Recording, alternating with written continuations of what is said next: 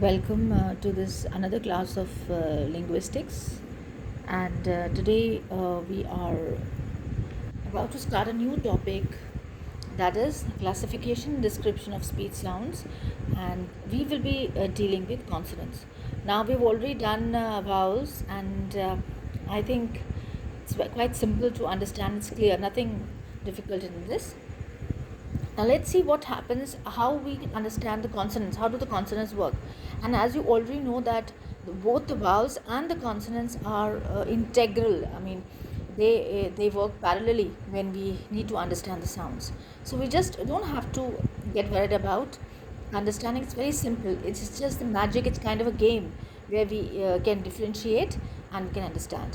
Now, when we were doing transcriptions in the class, I already dealt with consonants first, and I then dealt with vowels.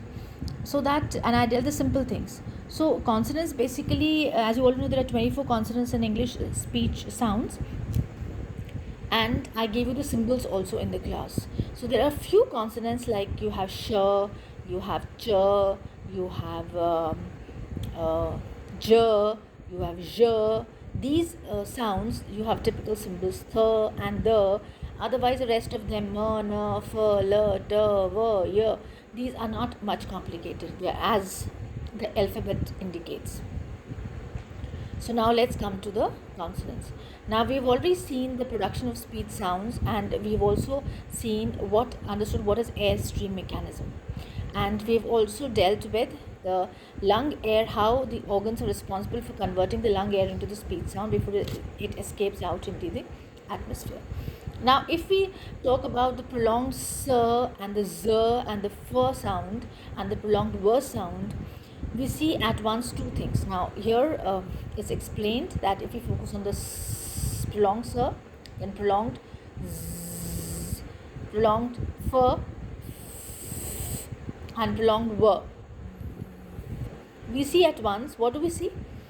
We see that these sounds occur in various words that we use in English speech. Now, the other thing that we notice is that each one of these sounds is different from the others. Now, as students of phonetics, we must be able to classify and describe the various speech sounds we use. Now, speech sounds are broadly divided into two categories, as you already know, the vowels and the consonants. And suppose in English, if we say the word shoe, realize that this word is made up of two sounds.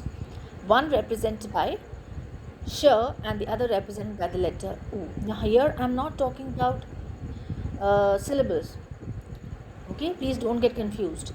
Here we have made of two sounds. It is not made of two sounds. Shoe has only one sound. But here the classification is done on the basis of vowels and consonants. That is, sh is a consonant. You already know which is the symbol of sh. Sh is a consonant. And u is a vowel. So when we produce a sound represented by the letters sh, slowly we realize that during the production of the sound, the air escapes through the mouth with friction. Sh. It's not, friction means it's not coming directly. Yeah? It's coming with a friction. Sh. You can speak the sh sound and you can understand it. On the other hand, when we produce a sound represented by the letter O, the air escapes through the mouth freely and we do not hear any friction. I think it's very clear, it's very simple. O, and like take the common example. If you take the vowels A, E, I, O, U, A, E, I, O, U, just utter these vowels yourself and then just see that the sound is coming freely without any obstacles, any friction, flowing freely from the mouth. But that's not the case with the consonants. So the same case is here with O. So the sound that is represented by the letter sh in the word shoe is a consonant, and as you already know, it's a vowel.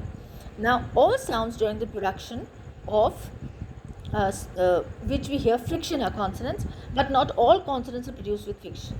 This we'll understand in detail. Now, there are a few examples which have been given here, like if we say the word sh, shoe, she, shoe, shy, show, ship, and shout, we will realize that when we produce the sounds represented by letters E, O, Y, O, E, and O, like shout, out, okay, ship, all these words these are a combination of consonants and vowels.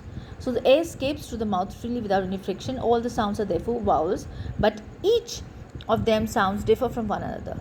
Now these sounds therefore should be subclassified. Similarly, if we say the words shoe, see, zoo and who, we hear a friction during the production of the sounds represented by letters sh, s, z and w. That is like who, wh, who. All these sounds are therefore consonants, but once again we will see that each of them sounds different from the other. The sounds that are called consonants also need to be subclassified. In this chapter, in this topic, we'll be able to see the classification description of consonants. So, in order to describe a consonant sound, we need some important piece of information. Now, the important information that I've already done initially, I think it's clear to you that most of the consonant sounds come with a friction in the mouth. So, friction means any kind of obstacles or any kind of a restriction. But vowels generally don't come that. So, in most of the words, there is a combination of vowel and a consonant. So, that is the difference. You can easily make it out. Now, the details that we have to understand regarding the production of these consonant sounds is given here. The list is there in front of you.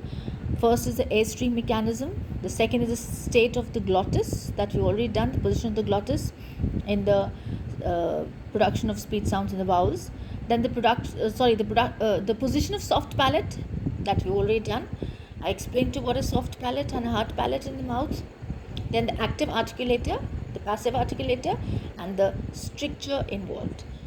So all these topics will be dealing in detail, and we'll try to understand what does all these means in production of the sounds of consonants.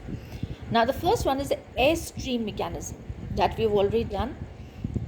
All English sounds, vowels as well as consonants are produced with the pulmonic egressive airstream mechanism, that is the lung air pushed out. That we've already done in the vowels. Explained to what is pulmonic egressive airstream mechanism. Then the second is the state of the glottis. That state means a condition, the position of the glottis. Speech sounds can be classified as voiceless or voiced depending upon whether the vocal cords are wide apart and the glottis is wide open. So I told you, when the glottis, that is vocal cords, are wide open, it is voiceless, and when the vocal cords are loosely held together and when they vibrate, they are voiced. So voiced and voiceless, that you have to understand. This we've already done in the chapter when we discuss the vowels. Then the next one is the position of the soft palate. Now what happens when we speech sounds, they are classified into various categories, and also you have the oral and the nasal sounds. Most of the sounds are produced with the nose and some of them are produced with the mouth. So depending upon whether the soft palate is raised so as to shut off the nasal passage of air, or it is lowered to open the nasal passage of air simultaneously with oral closure. So sounds can also be nasalized. We've done this nasal sound. Then we come to the active and passive articulators. Now of the various articulation described in the earlier chapters, then at least two are required for the production of any speech sounds. Some articulators move during the production of speech sounds. These are termed as active articulators, and certain other articulators remain passive and the active articulators move in the direction of these. Now these are termed passive articulators. That is, the lower lip and the tongue are the active. And now please understand what are active articulators. The active articulating sounds are those in which the lower lip and the tongue is active, so they are active articulators. The upper lip and the entire roof of the mouth are the passive articulators. The upper lip and the entire roof of the mouth are passive articulators. So it should be remembered, however, that the upper lip and the soft palate are capable of independent movement, but when either of these is one of the articulators involved in the production of sounds, always other articulate, the lower lip in the case of upper lip and the back of the tongue in case of soft palate, moves towards these. So the upper lip and the soft palate are considered passive articulators. You don't have to go in much detail, just understand the position, what are active articulators and what are passive articulators. Not going in much detail, not anything to be worried about and to feel it's complicated. Just give a reading to it. I've already sent the text to you, and you can just give a reading to it, and then if you have any doubts or questions, you can post it on WhatsApp. so that I can clarify it. Thank you so much. We'll continue tomorrow.